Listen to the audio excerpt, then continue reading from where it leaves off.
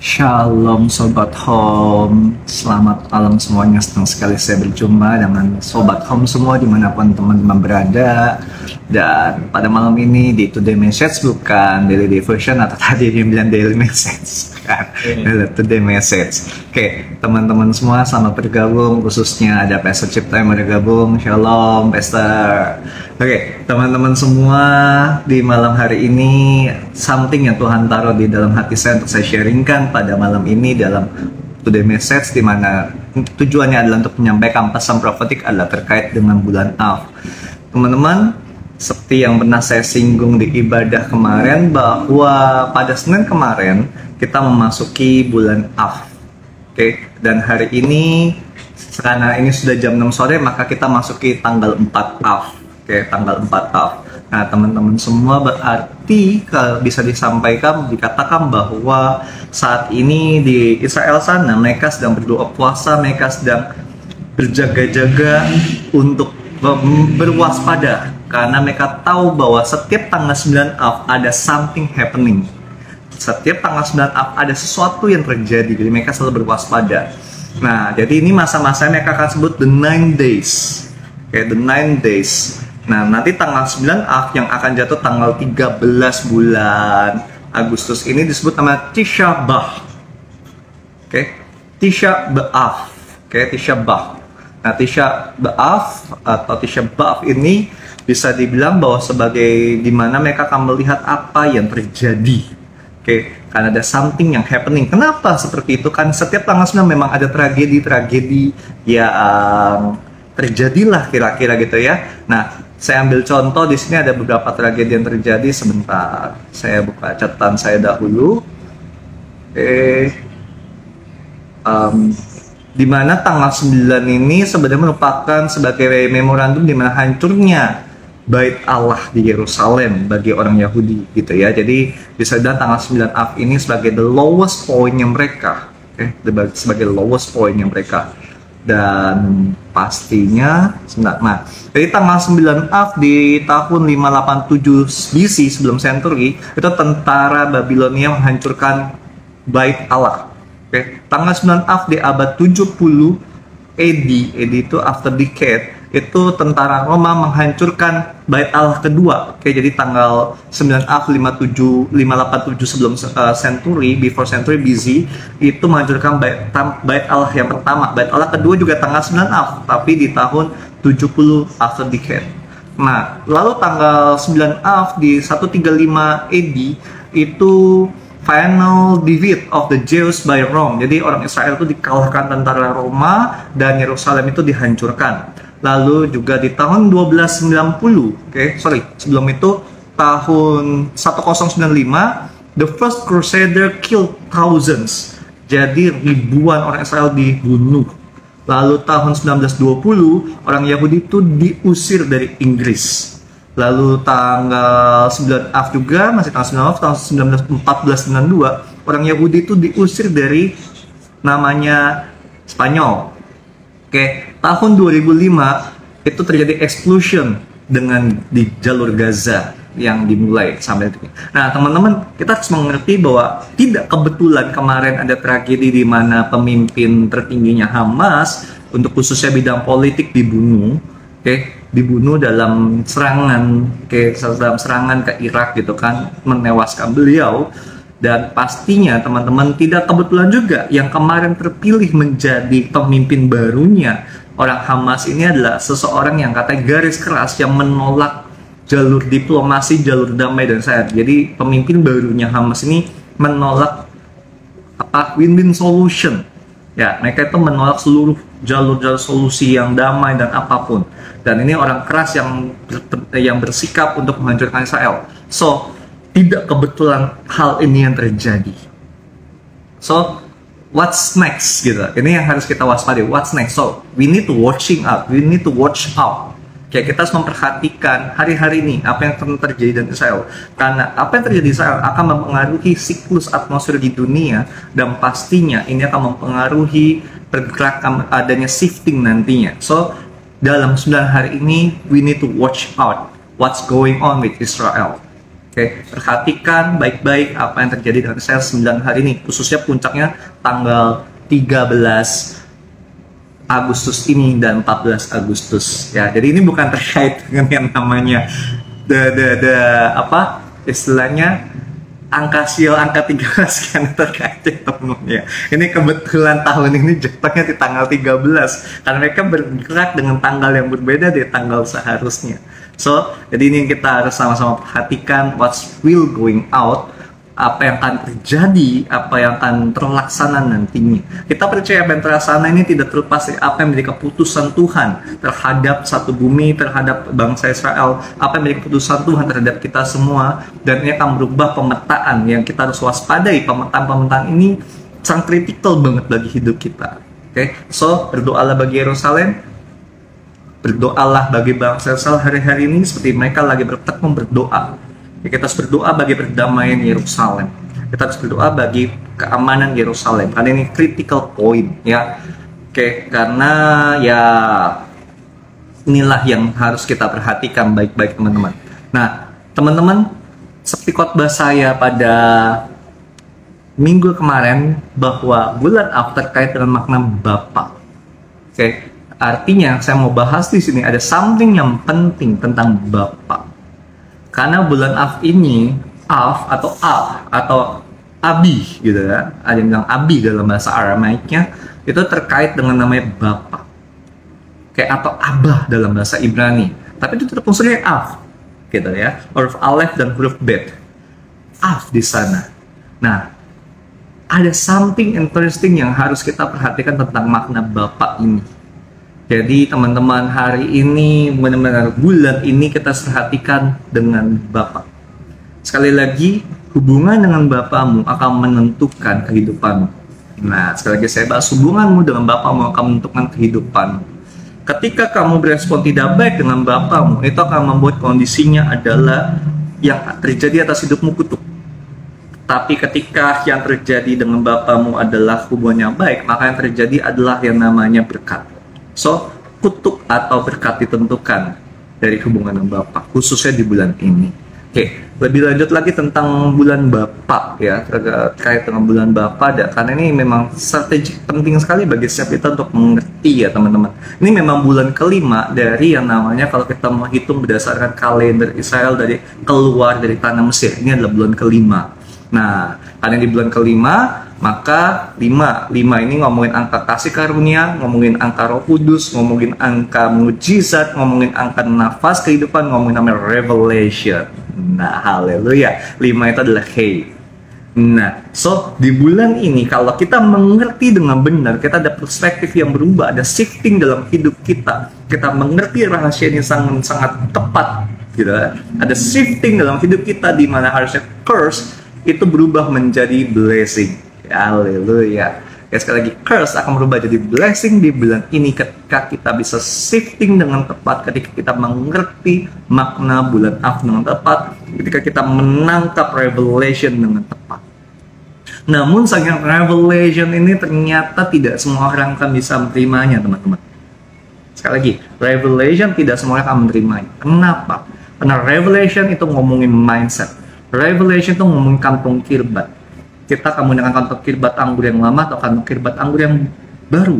Ketika kita masih dengan kantong kirbat anggur yang lama dan konsep paradigma yang lama, kita tidak akan bisa mengerti apa yang Tuhan inginkan, apa yang Tuhan mau dengan makna tersembunyi, pewahyuan tersembunyi yang ingin Tuhan sampaikan kepada setiap teman-teman. Jadi pastikan teman-teman telah mengganti paradigma teman-teman dan kantong kirbat yang baru. Jadi saya deklarasikan berada kantong kirbat yang baru di dalam mindset kita, di dalam memori kita, dan juga ada hati yang haus melapangkan kebenaran sehingga kita terus haus mencari kebenaran Tuhan di dalam nama Yesus. Oke, teman-teman, rahasia terbesar dari revelation kita akan mendapatkan ketika kita membahas dalam konteks Ibrani. Sekali lagi, dalam konteks Ibrani, khususnya dalam bahasa Ibrani. Kok begitu gitu kan? Nah, kenapa harus bahasa Ibrani? Oke, silakan teman-teman cari, itu banyak penelitian, ternyata bahasa Ibrani itu bahasa pertama di bumi. Dan diprediksi itulah bahasa pertama yang digunakan di Taman Eden, bahasa Tuhan dengan Adam dan Hawa. Dan juga bisa dikatakan bahwa ini juga merupakan rahasia yang sangat besar, karena di dalam bahasa Ibrani tersimpan banyak rahasia-rahasia ilahi yang sangat powerful. Oke, banyak makna yang sangat powerful, termasuk huruf Alef, gitu kan? Banyak yang powerful di dalamnya, dan yang tidak bisa saya sampaikan di sini serta merta, gitu kan? Kan bisa di pro dan kontra. Oke, selanjut lagi, teman-teman. Sekali lagi, huruf Alef itu terkait dengan huruf Alef dan Bet. Oke, Alef itu adalah satu, Alef itu adalah kepala, Alef itu adalah otoritas, ya. Dan juga Bet, Bet itu rumah.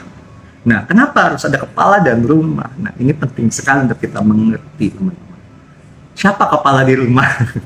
Bapak, betul. Jadi otoritas ini sangat penting di hadapan Tuhan, khususnya teman-teman home yang kita lagi belajar yang namanya otoritas di bulan ini. Nggak kebetulan di bulan yang kita belajar otoritas, ternyata di bulan adalah bulan yang kita harus mengerti otoritas. Apakah teman-teman sudah mengerti otoritas dengan benar? Apakah teman-teman sudah, yes Tuhan, ini aku menempatkan tatanan dengan benar, gitu ya? Ini tidak kebetulan. Ya, tidak kebetulan bulan di home ini kita akan memasuki bulan tentang otoritas, dan proses panjang untuk kami berdiskusi di tim pelayan, khususnya di tim pengembalaan, bagaimana tema bulanan. Dan saya harus pastikan mereka tema bulanan harus sesuai dengan apa yang menjadi hati Tuhan, dan ternyata terkait dengan kalender Tuhan. So, ini nggak kebetulan masuk bulan Ahab, ternyata bahas otoritas, dan ternyata di dalam huruf Alef itu ada Alef dan Bet. Alef adalah otoritas atau kepala, oke, dan juga ada huruf Bet artinya rumah. So, di dalam sebuah rumah, di dalam sebuah keluarga, di dalam sebuah organisasi pasti ada kepalanya, betul? There's always be the chief, there's always be the head, right?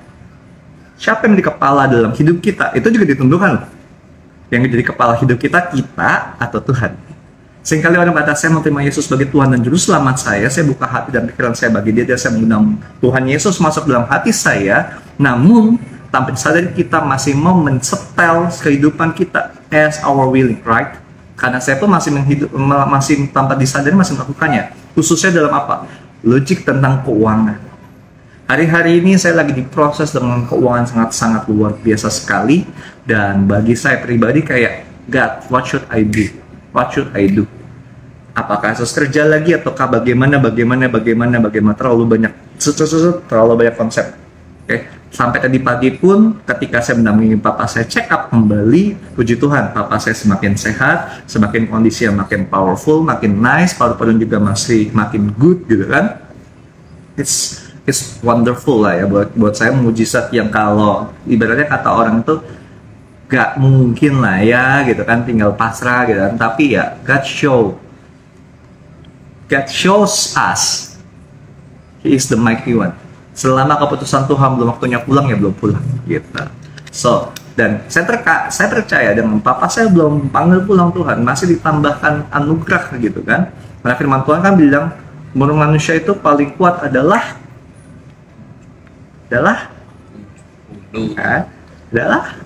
Oke. Nah, titik-titik, silahkan teman-teman isi sendiri. Oke, dengan maksimalnya adalah 80. So, bagi saya, papa saya dapat bonus sejauh ini 4 tahun itu anugerah yang sangat luar biasa. Dan lebih daripada itu, teman-teman, sekali lagi, kita harus menempatkan, balik lagi to the konteks, kita harus menempatkan otoritas kita. So, perbaiki konsep mindsetmu, hubunganmu dengan Bapa ini penting sekali. Kalau kita tidak bisa memperbaiki hubungan dengan Bapa yang terlihat secara manusia, bagaimana kita memiliki hubungan yang baik dengan Bapa di surga? Nah, so teman-teman, jadi tidak main-main dengan bulan Av ini. Bulan yang namanya tentang Bapa.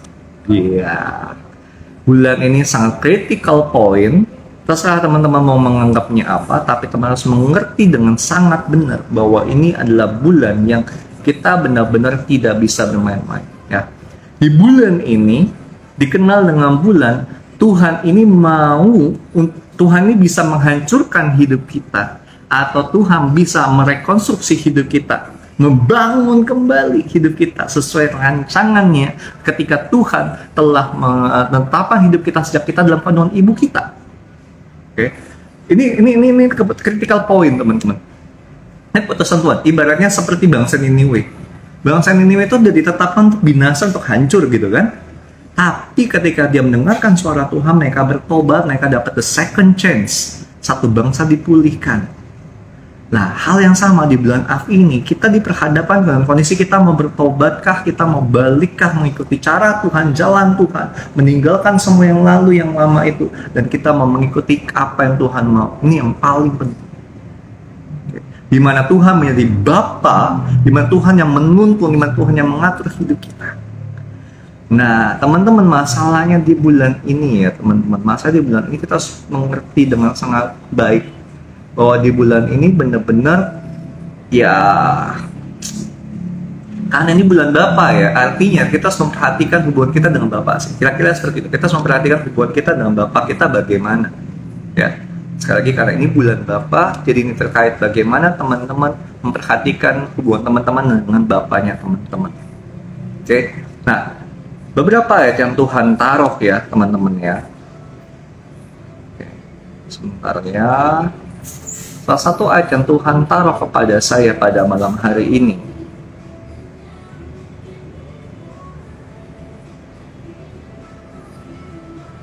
Oke, Yohanes 6 ayat 57. Sama seperti Bapa yang hidup mengutus aku dan hidup oleh Bapa, demikian juga barang siapa yang memakan aku akan hidup oleh aku.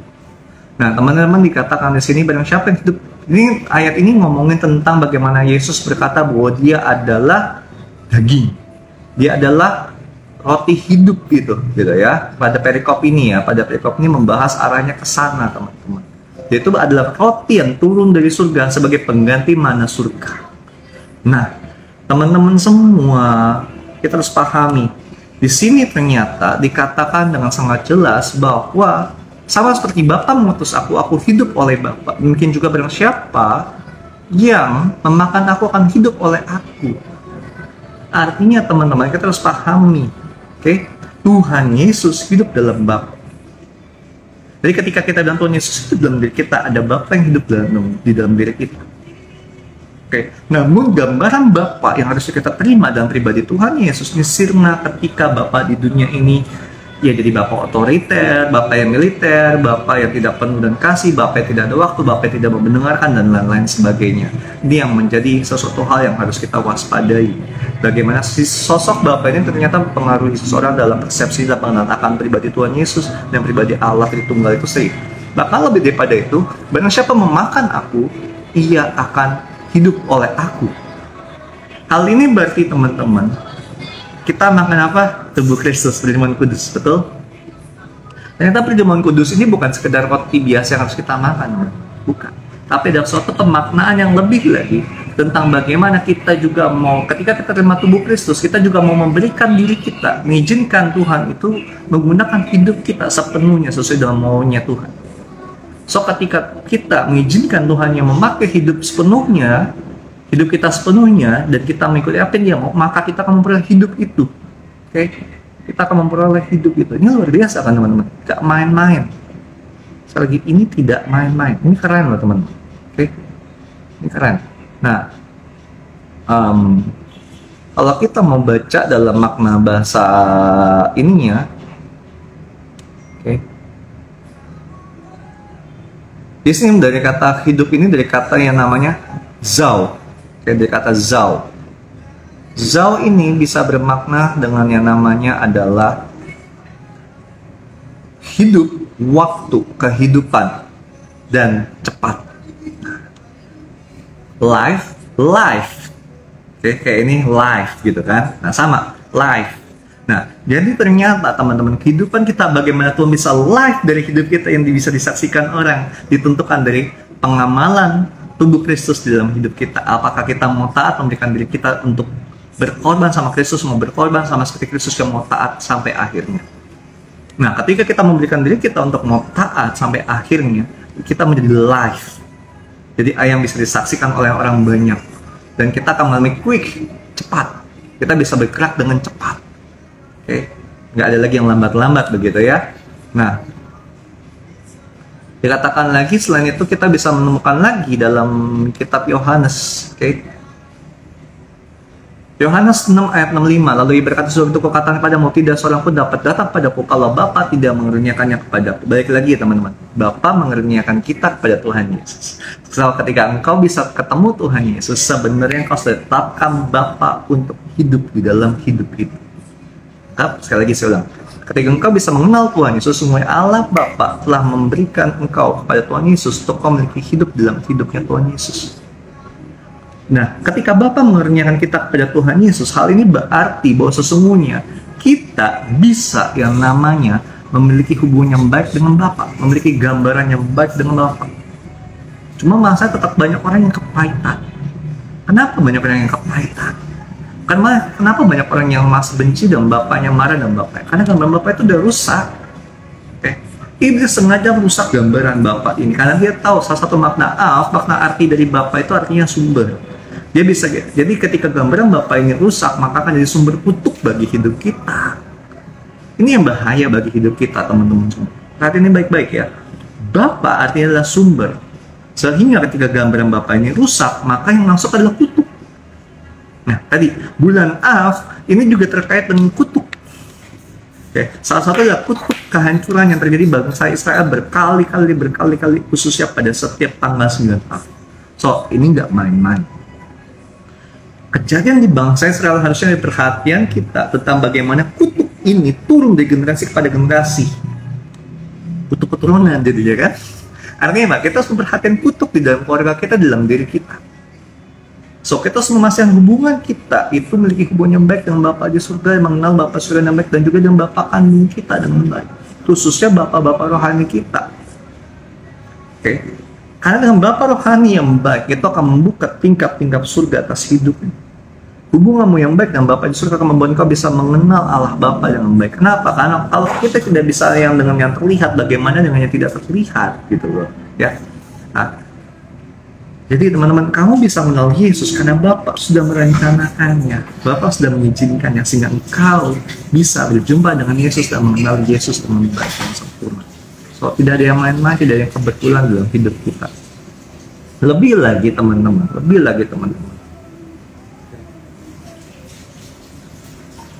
Dalam Yohanes 8 ayat 19 ini, maka kata mereka, "Di manakah Bapamu?" Jawab Yesus, "Baik aku maupun Bapakku tidak kamu kenal. Jikalau sekiranya kamu mengenal aku, kamu juga mengenal Bapakku." Jadi teman-teman ya, kalau kita bilang kita nggak mengenal Yesus kalau kita bilang kita mengenal Yesus tapi ternyata tidak mengenal Yesus dengan baik, bagaimana kita mengenal Bapa di surga dengan baik gitu ya. Makanya banyak orang yang nggak bisa mengerti Trinitas dengan baik karena mereka tidak mengerti makna ini dengan membeda-bedakan antara Yesus dengan Bapa. Gimana bisa dibedakan? Yesus dan Bapa adalah satu. Yesus, Bapa, Roh Kudus itu satu. Tapi Yesus bukan Bapa, Bapa bukan Yesus. Nggak bisa dibedakan, gitu ya. Tapi kita nggak akan bisa mengerti itu kalau kita tidak mengerti yang namanya makna ilahi tentang pribadi Yesus dengan baik.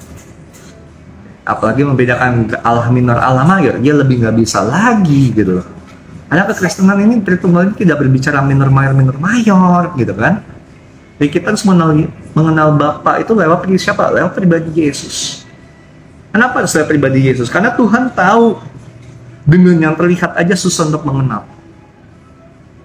Makanya di satu ayat ketika Simon Petrus ditanya sama Tuhan Yesus, "Menurutmu siapakah aku ini?" Terus Simon Petrus berkata, "Engkau adalah Mesias, anak Allah yang hidup." Terus Yesus jawab apa?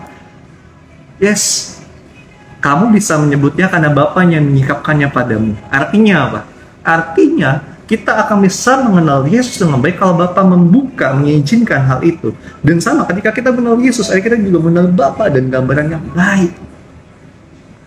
Kita nggak akan mengerti kasih Bapa yang begitu besar pada dunia ini kalau kita tidak mengenal Yesus, khususnya adalah penebusan Kristus di atas kayu salib. Di mana Yesus mati di atas kayu salib untuk menebus dosamu dan dosa saya. Yesus mati di atas kayu salib agar engkau dan saya bisa bersama-sama Dia di surga. Dia sangat mengasihi hidupmu, apapun yang kalian lakukan, masa lalumu Dia tidak peduli. Dosa semerah kirmizi akan dibuat seputih salju. Hitam seperti apapun akan dibersihkan sama Dia. Anak engkau sangat berharga bagi Bapa di surga. Itu makanya Yesus mau sebagai kalimat Tuhan, sebagai firman Allah itu dia mau mengambil rupa manusia dan turun ke bumi. Kalau kita berkata nggak mungkin Allah jadi manusia gitu kan, lahir lagi. Loh, apakah kita membatasi Tuhan? Katanya Tuhan. Kalau dia Tuhan, dia tidak akan bisa dibatasi oleh yang namanya materi, tidak bisa dibatasi oleh hukum, tidak bisa dibatasi oleh ruang dan waktu dong. Kalau kita percaya setan bisa namanya langsung masuk ke dalam rahim, kenapa kita nggak percaya Allah bisa masuk ke dalam rahim? Tangkap ya gambarannya. So, kita harus mengerti dengan jelas mata keselamatan bagaimana Tuhan mau menyelamatkan hidupmu dan hidup saya untuk menunjukkan kasih Bapa yang besar ini. Kasih Bapa yang besar ini harus ditunjukkan. Kenapa? Kalau tidak, bumi akan dipukul sampai musnah. Ingat dikatakan dalam kitab Matius apa? Kan tugas roh Elia adalah membuat hati bapak-bapak kembali pada hati anak-anak kembali pada bapak-bapak, supaya jangan sampai Tuhan datang dan memukul bumi sampai musnah. Hati bapak harus melekat pada anak dan sebaliknya hati anak harus melekat pada bapak. Harus ada hubungan yang baik antara bapak dan anak. Tidak boleh ada gap, tidak boleh ada masalah, tidak boleh ada keributan di sana. Karena pengenalan akan anak adalah pengenalan akan bapak. Mengenal bapak berarti mengenal anak. Ini dua hal yang tidak bisa dipisahkan. Oke. Lebih lanjut lagi teman-teman dikatakan juga bahwa lebih kerennya lagi ya teman-teman ya, lebih kerennya lagi.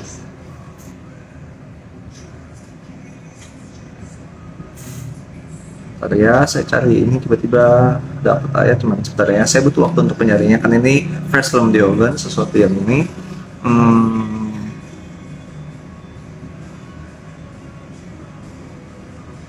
Sebentar ya, ada di Yohanes pasal 8, cuman ayatnya sebentar saya mesti cari dulu.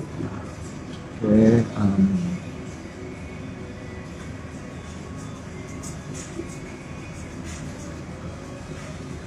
Oke, ada yang tertulis di sini. Bentar ya.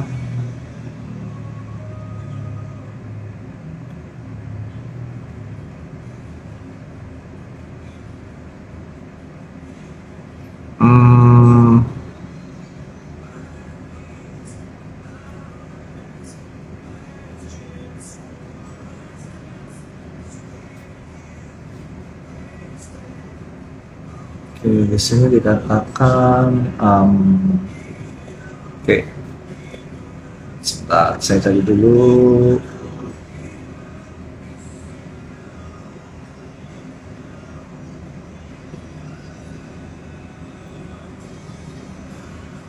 Oke, perhatikan nih, Yohanes 8 ayat 43 ya. Ini penting sekali untuk teman-teman perhatikan baik-baik. Yohanes 8:43. Apakah sebabnya kamu tidak mengerti bahasaku? Sebab kamu tidak dapat menangkap firmanku. Oke, saya ulangi. Ini penting sekali di bulan Av ini. Apakah sebabnya kamu tidak mengerti bahasaku? Sebab kamu tidak dapat menangkap firmanku. Ayat 44. Iblislah yang menjadi bapamu, dan kamu ingin melakukan keinginan-keinginan bapamu. Ia adalah pembunuh manusia sejak semula dan tidak hidup dalam kebenaran, sebab di dalam dia tidak ada kebenaran. Apabila ia berkata dusta, ia berkata atas kehendaknya sendiri, sebab ia adalah pendusta dan bapa segala dusta. Oke, ayat 45. Tetapi karena aku mengatakan kebenaran padamu, kamu tidak percaya kepadaku. Oke. Ayat 46. Tetapi siapakah antara kamu membuktikan bahwa aku berbuat dosa? Apabila aku mengatakan kebenaran, maka apakah kamu tidak percaya kepadaku? 47. Barang siapa berasal daripada Allah, ia mendengarkan firman Allah. Oke. Ia mendengarkan firman Allah, itulah sebabnya kamu tidak mendengarkannya, karena kamu tidak berasal dari Allah. Nah, loh, teman-teman, sekali lagi, Yohanes pasal 8 ini masih membahas tentang Bapa. Tetapi penjelasan Yesus tentang Bapa tidak dimengerti. Apalagi penjelasan Tuhan Yesus tentang bagaimana firman, yaitu Tuhan Yesus sendiri itu yang memerdekakan kita. Oke, karena dikatakan bahwa ayat 36 ya, Yohanes 8 ayat 36. Jadi apabila anak itu memerdekakan kamu, kamu pun benar-benar merdeka. Ketika Tuhan Yesus memerdekakan kamu, kamu telah merdeka. Amin. Kamu merdeka karena Tuhan Yesus telah menyelamatkanmu. Kamu merdeka karena kematian Kristus di atas kayu salib. Kamu merdeka karena ada kuasa penebusan, ada kuasa darah Yesus. Kamu merdeka karena Tuhan Yesus itulah Tuhan. Kamu merdeka karena Yesus yang mengasihi engkau. Ini penting sekali. Tapi banyak dari mereka yang bertanya-tanya. Terus Dikatakan lagi dia sampai ayat 29, ayat 39 ngomongin Bapa kami Abraham. Kata Yesus pada mereka, jikalau kamu adalah anak Abraham, tentulah kamu mengerjakan pekerjaan yang dikerjakan oleh Abraham. Ayat 40, tetapi yang kamu kerjakan ialah berusaha membenua aku seorang yang mengatakan kebenaran kepadamu, yaitu kebenaran yang kudengar dari Allah, pekerjaan yang tidak dikerjakan oleh Abraham. Ayat 41, kamu mengerjakan pekerjaan bapamu sendiri. Jawab mereka, kami tidak dilahirkan dari zina, Bapa kami satu, yaitu Allah. Ayat 42, kata Yesus pada, jikalau Allah adalah Bapamu, maka kamu mengasihi aku, sebab aku keluar dan datang dari Allah, dan aku bukan atas kehendakku sendiri, melainkan dialah yang mengutus aku. Teman-teman perhatikan di sini bahwa ternyata Tuhan Yesus itu menekankan di sini. Oke, ini perdebatan tentang Bapa, perdebatan tentang bagaimana konsep Bapa dalam pribadi Tuhan Yesus itu yang nggak mereka mengerti. Oke, nah ternyata teman-teman, gak semua orang akan mengerti konsep ini di bulan Av. Sekali lagi, tidak semua orang akan mengerti konsep ini di bulan Av. Nah, kalau kita tanya, kok bisa gitu ya? Kok bisa? Jawabannya sederhana. Oke, karena di ayat 43. Sebab kamu tidak apakah sebab kamu tidak mengerti bahasaku dan kamu tidak dapat menangkap firmanku? Oke. Jawabannya ayat 43 itu kuncinya. Karena tidak mengerti bahasa. Kalau kita nggak mengerti bahasa Tuhan, kita nggak bisa menangkap firman Tuhan. Sekali lagi, kalau kita nggak mengerti bahasa Tuhan, kita tidak bisa menangkap firman Tuhan. Oke, kalau kita mau melihat dalam, saya buka dulu dalam bahasa aslinya ya, Yohanes 8:43. Sebentar ya, saya buka dulu Interlinear Bible, untuk saya bisa menerangkan lebih baik. Yohanes 8:43.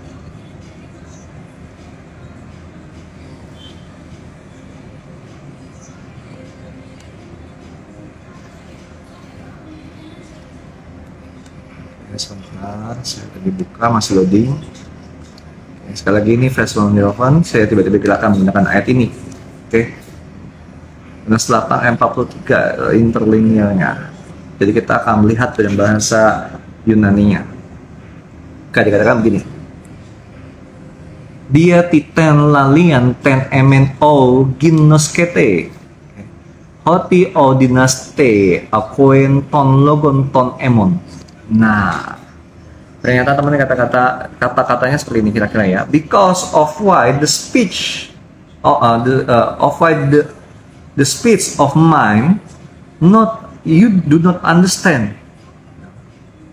Kenapakah perkataanku yang perkataan yang telah Tuhan Yesus ucapkan itu tidak kamu mengerti? Dikatakan because you are not able to hear the word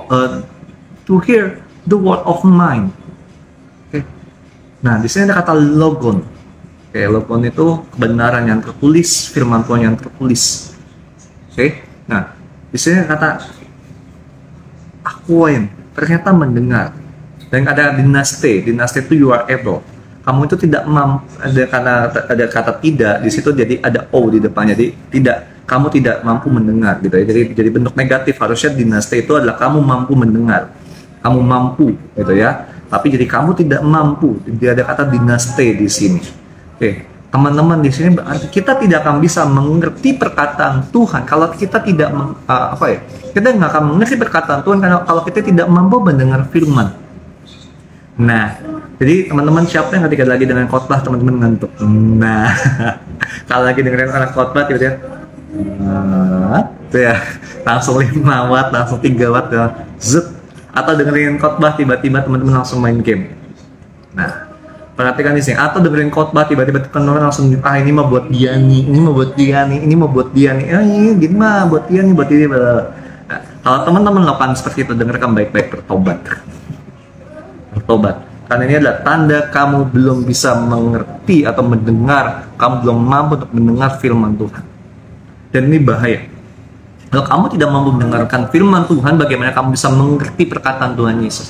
Bagaimana, ibarat ini, bagaimana kamu mengerti pewahyuan yang ingin Tuhan singkapkan? Bagaimana kamu bisa menangkap pernyataan ilahi tentang hidupmu, tentang masa depanmu, tentang apa yang ingin Tuhan lakukan? Banyak gereja yang berkata, mari kita jadi sahabat Allah, mari kita menjadi teman Kristus, karena khususnya beberapa waktu lalu ya di home ini, daily devotionnya membahas tentang yang namanya menjadi sahabat Allah gitu kan, terus memiliki hubungan intim sama Tuhan sehingga kita bisa mendengar rahasia-rahasia Tuhan. Poinnya ditekankan sama banyak pelayan di home adalah untuk mendengarkan rahasia-rahasia Tuhan. Tapi malam hari ini dengarkan baik-baik, kamu tidak akan bisa mengerti rahasia Tuhan kalau kalian tidak mulai untuk memampukan diri kalian mendengar firman. Sekali lagi saya ulang, kalian tidak akan pernah mengerti rahasia Tuhan kalau kalian tidak memampukan diri kalian untuk mendengarkan firman Tuhan. Ya, kamu tidak akan bisa mengerti wahyu Tuhan. Kamu tidak akan bisa mengerti rencana Tuhan atas masa depan, atas hari esok, atas apa yang Tuhan kerjakan kalau kamu tidak mengerti firman. Ini dulu basicnya, firman. Ini rahasianya teman-teman, firman. Ya, pastikan diri mengerti firman. Pastikan kamu merindukan firman. Pastikan tanpa firman itu kayak nggak ada greget dalam hidup. Ingat yang saya selalu bilang, sejauh mana kamu membaca firman, sejauh itulah kamu akan mendengarkan suara Tuhan. Nah, ini dasarnya juga, teman-teman. Ya. Kalau kamu tidak mampu untuk mendengarkan firman, kamu nggak akan mengerti pewahyuan demi pewahyuan yang ingin Tuhan nyatakan. Sayang kan? Sayang loh teman-teman. Kita nggak bisa mengerti. Kenapa? Jalan Tuhan kan di atas jalan kita, rencana Tuhan kan di atas rencana kita. Bagaimana kita mau mengerti yang di atas kalau dengan yang tertulis saja nih, dengan sesuatu firman yang tertulis yang diajarkan aja kita nggak bisa mengerti. Jadi kita harus pastikan pada malam hari ini, di bulan tentang Bapa ini, kalau engkau mau mengerti tentang Bapa, kamu harus mengerti tentang Yesus. Kalau engkau mau mengerti tentang Yesus, kau harus mengerti tentang firman. Karena Yesus adalah firman Allah. Oke, Yesus adalah firman yang menjadi manusia, Yohanes pasal 1, teman. Yesus adalah firman yang menjadi manusia, sehingga kalau kamu tidak mengerti firman itu, kamu tidak akan mengerti rahasia Allah. Apa yang Tuhan tetapkan untuk masa depan, kita nggak akan bisa mengerti. Dan kita nggak akan bisa mengerti kunci untuk kita keluar dari kutuk. Ini yang jadi masalah.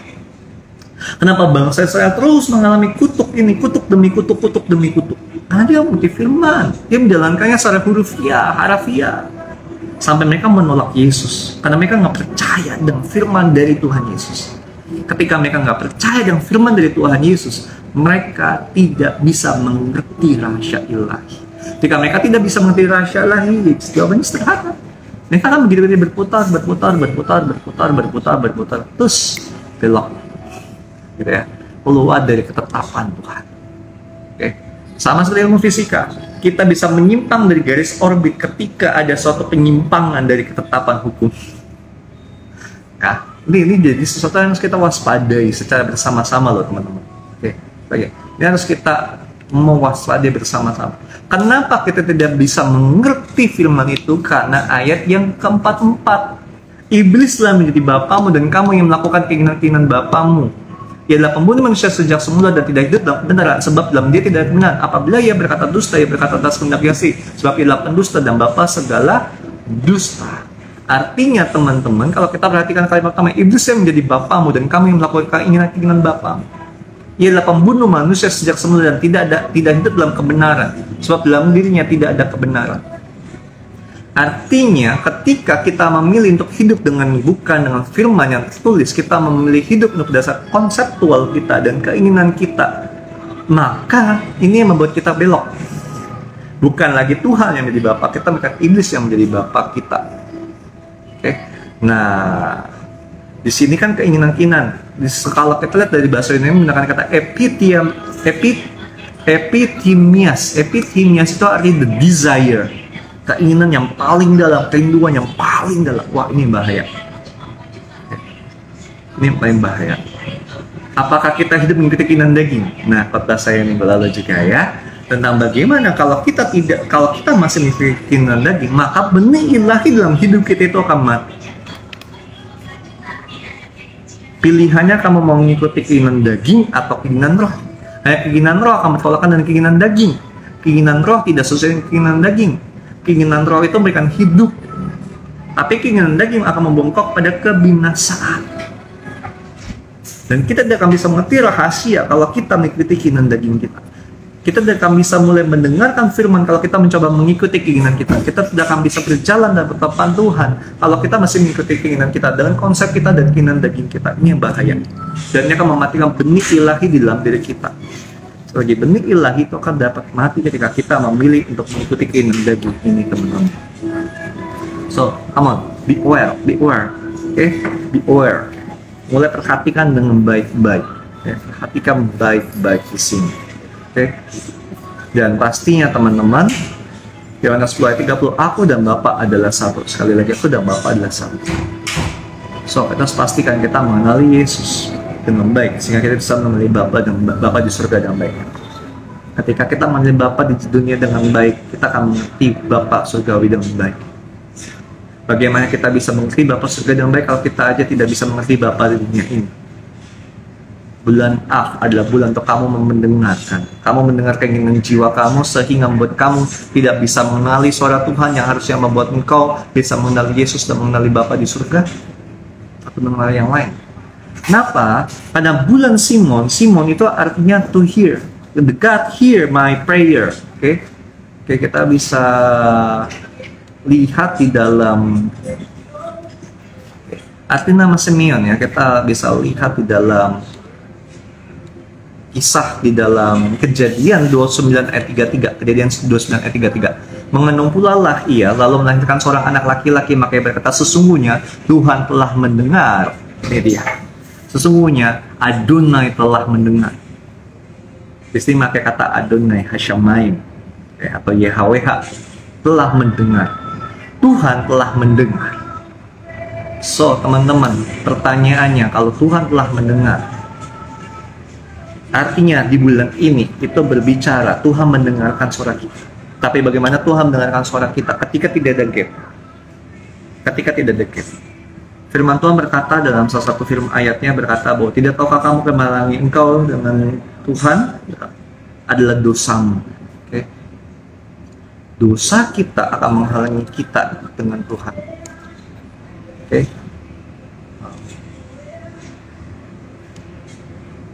Secara ilmiah.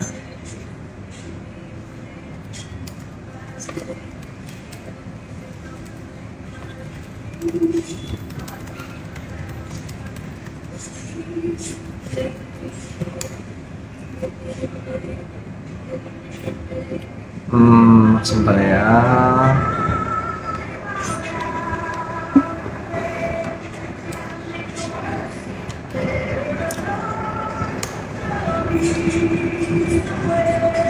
Bentar, saya cari dulu.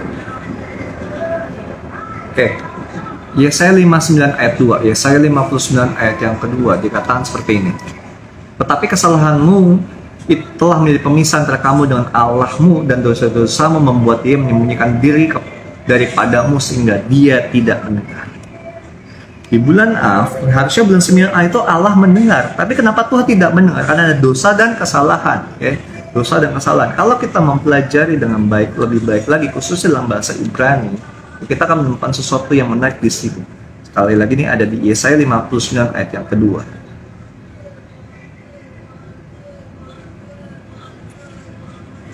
Yesaya 59 ayat yang kedua sebenarnya.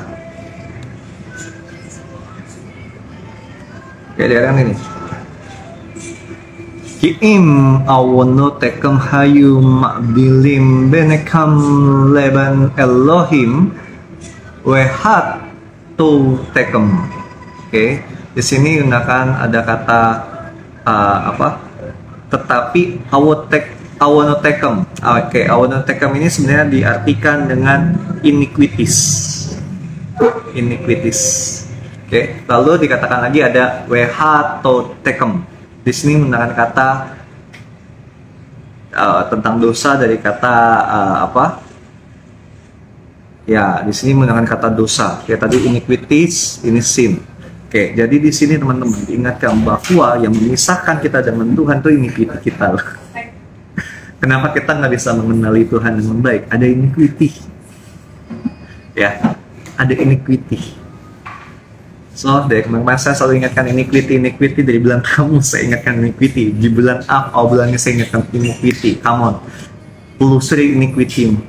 Telusuri iniquity-mu. Jangan sampai iniquity-mu menjadi dosa. Okay. Jangan sampai iniquity-mu menjadi dosa. Okay. Karena iniquity inilah yang memisahkan kita dari Tuhan, dan dosa ini membuat Tuhan menutupi wajahnya daripada kita.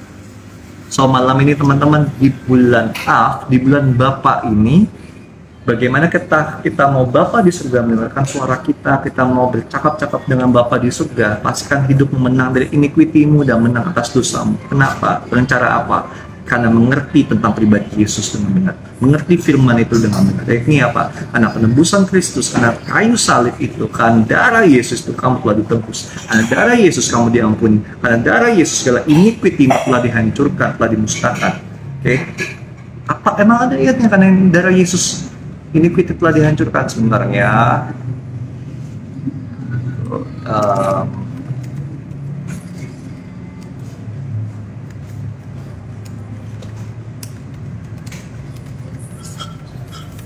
Oke, itu ada juga di kitab Yesaya 53. Oke. Yesaya pasal 53. Oke. Ayat yang keempat saya bacakan. Tetapi sungguhnya penyakit kita lain ditanggungnya, dan sasaran kita yang dipikulnya. Padahal kita mengira dia kena tulah, dipukul dan ditindas Allah. Ayat 5, tetapi dia tertikam oleh pemberontakan kita, dia dirempan kejahatan kita, ganjaran yang mendatangkan keselamatan kita ditimpakan kepada, dan oleh bulu-bulunya kita menjadi sembuh. Oke, perhatikan ayat 5 ini teman-teman ya. Tadi ada kata kejahatan, dia diremukkan karena kejahatan kita. Tahukah Anda ketika Tuhan Yesus menuju ke salib, ketika dia diremukkan, dosa-dosa, iniquity kita telah ditanggung oleh dia, telah dihancurkan oleh dia ketika dia menanggung, diremukkan itu. Ketika dicambuk, ketika dihajar habis-habisan, sesungguhnya iniquity kita juga dihancur ini. Ini powerful teman-teman, come on. Ini powerful ayat ini, Yesaya 53 ini powerful. Kalau kita mengerti dalam bahasa Ibrani, kita mengerti awesome, our God is awesome.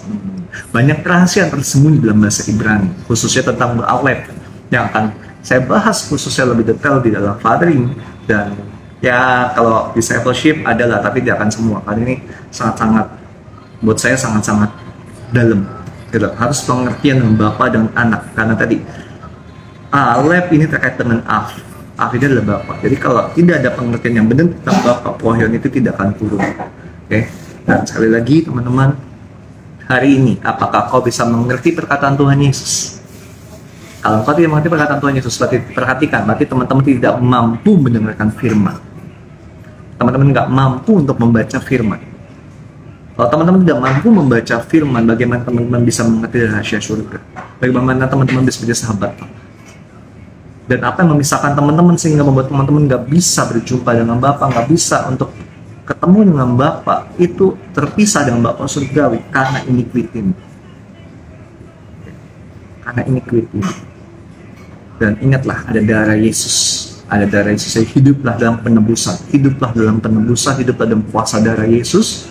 So, teman-teman, di bulan Av ini, tentang salah satu artinya adalah tentang mendengar. Saya deklarasikan bagi setiap teman-teman bahwa hidup teman-teman saat ini terbuka, dan teman-teman menyadari ada kuasa darah Yesus. Dan teman-teman hari ini, mulai dari saat ini semakin memiliki pengertian yang benar tentang darah Yesus, dan mengalami pertumbuhan tentang darah Yesus, mengalami terobosan dan menghidupi makna darah Yesus. Bahkan lebih daripada itu, setiap iniquity demi iniquity, teman-teman melihat teman-teman menang atas iniquity karena ada darah Yesus atas hidupmu. Bahkan karena darah Yesus itu yang membuat engkau tidak terpisah lagi dengan Bapa di surga, sehingga membuat engkau mampu untuk membaca firman, untuk mampu untuk mengerti firman, sehingga engkau mendapat mengerti rahasia-rahasia surgawi. Saya deklarasikan ini di dalam nama Yesus. Dan teman-teman, di ending dari live malam ini, izinkan saya lepaskan berkat imam yang diajarkan oleh firman Tuhan bagi setiap kita, karena berkat imam ini sangat penting sekali teman-teman. Oke. Ifarika Adonai Feis Mereha Ya Adonai Panaf Eleha Fihuneha Yesha Adonai Panaf Eleha Feyashim Leha Shalom. Dalam nama Yeshua HaMashiach, Dia akan betap imam terjadi atas hidupmu, dan kau ya mengalami pertumbuhan dan benih ilahi atas hidupmu. Saya deklarasikan mulai bangkit hidup kembali dalam nama Yesus. Ada kuasa darah Yesus semakin hidup kuat dalam hidupmu dan membuat engkau semakin bertumbuh. Lebih daripada itu, dengan kuasa darah Yesus membuat engkau semakin mengenali Tuhan dan tidak ada lagi pemisah antara engkau dengan Tuhan. Dan oleh kuasa darah Yesus engkau bisa mendengarkan Tuhan, dan Tuhan bisa mendengarkan engkau, dan engkau bisa melihat wajah Allah. Karena hanya orang yang kudus yang bisa melihat wajah Allah. Karena darah Yesus telah menguduskanmu, kau bisa melihat wajah Allah. Dan lebih daripada itu, oleh kuasa darah Yesus juga membuat engkau bisa menerima berkat-berkat Tuhan. Kutuk di bulan Simon ini, kutuk di bulan Av ini akan digantikan menjadi berkat. Karena ada darah Yesus atas hidupmu yang mulai terjadi.